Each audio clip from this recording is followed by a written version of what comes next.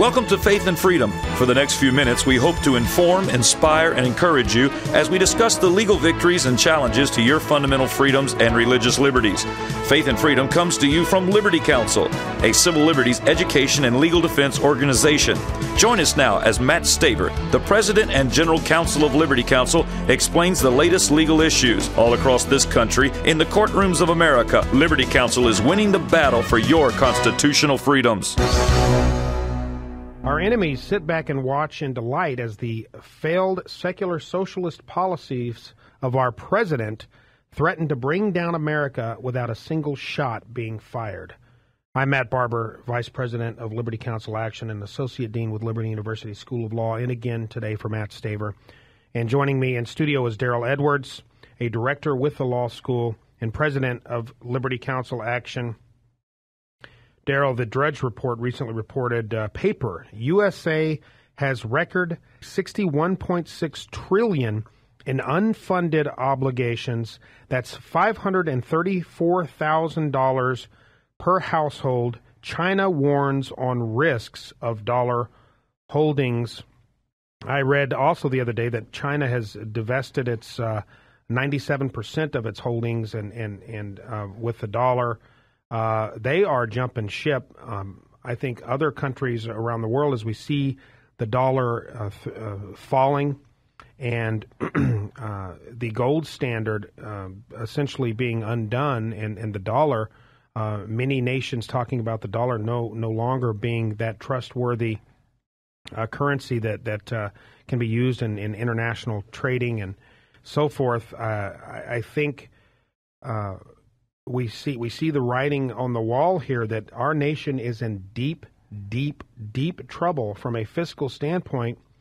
And there are many politicians, Democrats, liberals, and even Republicans alike, that just don't seem to get it. They put their finger to the wind and think, we've got to be reelected here, so we can't take any bold steps to seriously correct this trajectory that we find ourselves on, where we as a nation with President Obama driving, we are headed careening toward cliff's edge here. And, rather than, if you think of Thelma and Louise, rather than slamming on the brakes here, we have a president and liberals in Congress who want to step on the accelerator.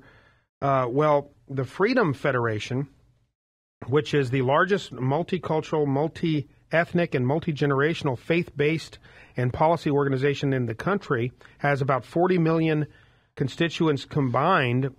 We have sent a letter urging the reducing of the United States deficit and balancing the budget. We must do this, and we have pointed out to members of the Freedom Federation that we believe this is a moral, fiscal, and national security imperative.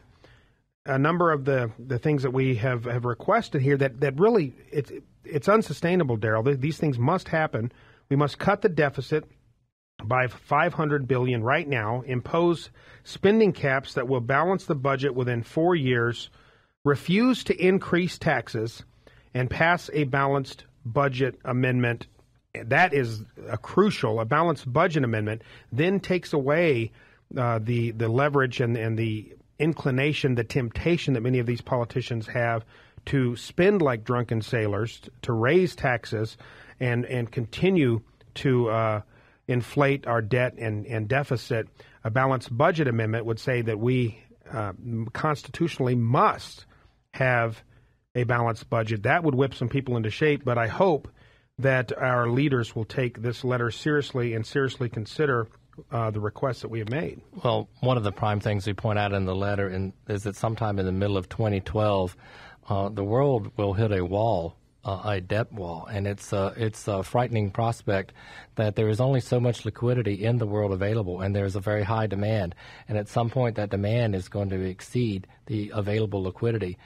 So it's a small argument, the debt ceiling, whether we pass it or not. The bigger issue out there is only so much can be borrowed, and what's going to happen when we hit the limit.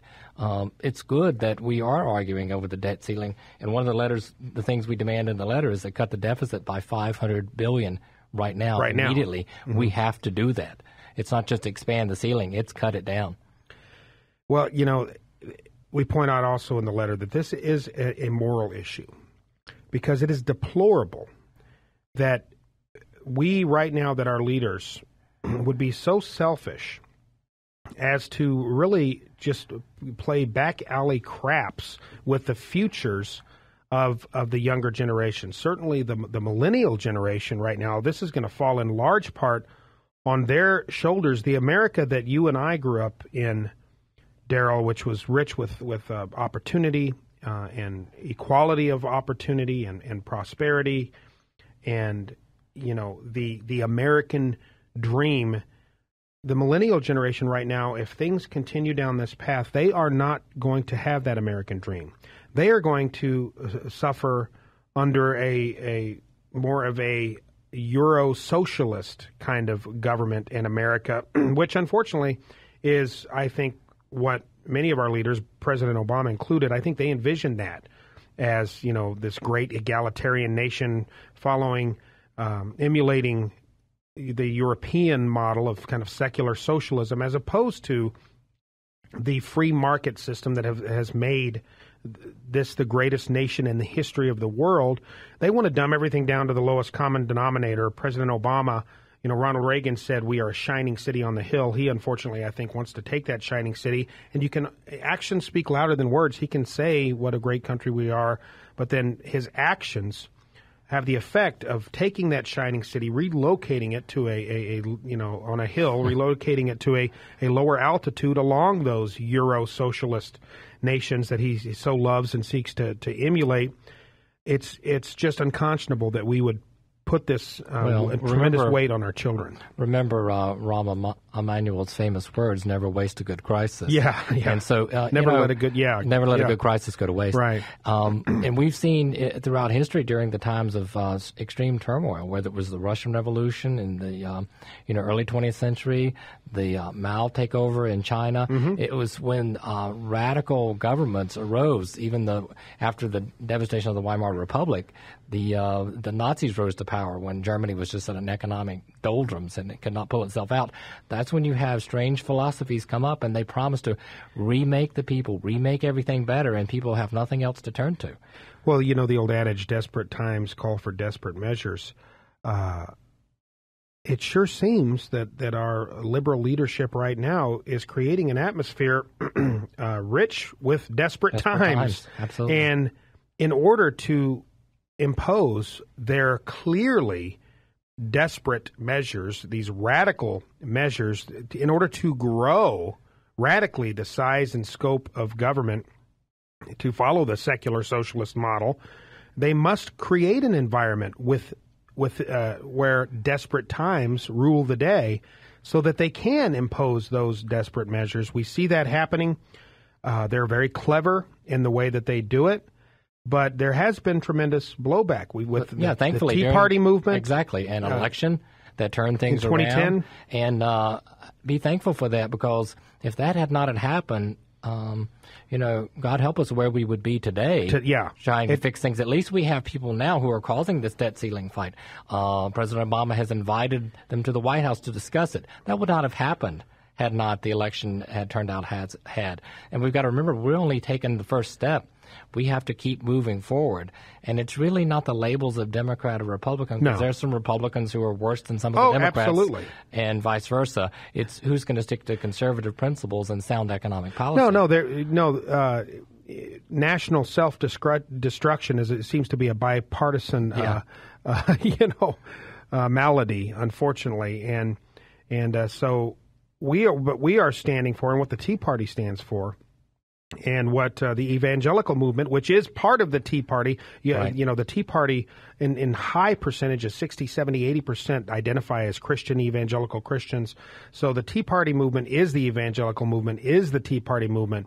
And what we stand for ultimately are the big three: life, liberty, and the pursuit of happiness, all tied together and guaranteed as unalienable rights by our Creator first and foremost, but also written down and codified in the United States Constitution. That's what we're fighting for. We want to shrink the size and scope of an oppressive federal government and grow the individual rights and liberties of every individual, the right to life, the right to liberty, the right to the pursuit of happiness, not the right to be happy. As candidate Herman Cain, presidential candidate, said, we don't have a Department of Happy, he recently said, but we have a right to pursue happiness. We also have a right to elect officials that are going to aid us in our pursuit of happiness in this nation, not put up a firewall that prevents the pursuit of happiness and individual liberty. Go to lc.org to learn how you can help us take back America.